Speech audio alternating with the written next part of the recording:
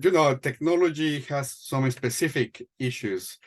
Can you tell us if public participation in the context of technology and digital rights is any different to other public participation in housing, for instance, or in public safety, or in anything else, transportation?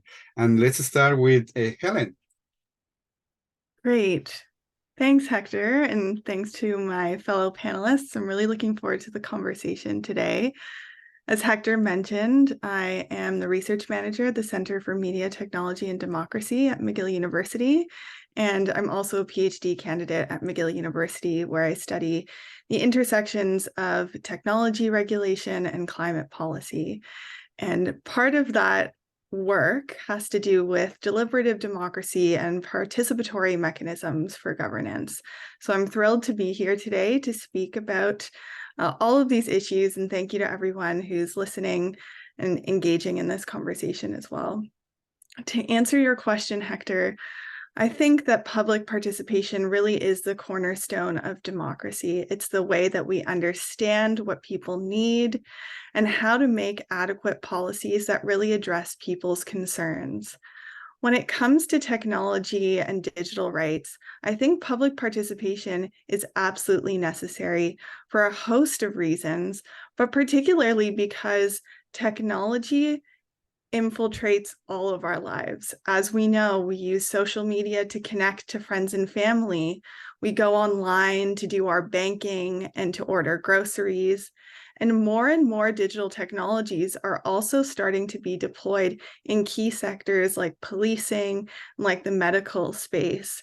So we really need to have people's participation in these conversations about how we regulate online platforms and digital technologies, because we're more and more inundated with them on a daily basis. And with technological change happening so rapidly, it's important that we hear on the ground experience from people, how they're using the technologies, what's working and what's not, so that we can really hold platform companies to account for the ways that their technologies affect our lives. Yeah, well, thank you so much. Michele. I have to unmute my own technology. Well, I mean, I think in some ways, the idea of participating in technology is very linked to other areas where we expect public participation, right? And these are areas where our lives can be deeply impacted by government decision-making. So for example, if you think about decisions about the environment, since the 1970s, it's been a legal requirement that the public participate and have a voice in decisions impacting their environment, right? We know in your own city and every city across America, when important land use decisions are being made, the public has a right to participate. So when we talk about public participation with regard to technology, we're part of a tradition that recognizes, as Helen pointed out, that it is essential to democracy for people to have a voice in systems that are impacting them.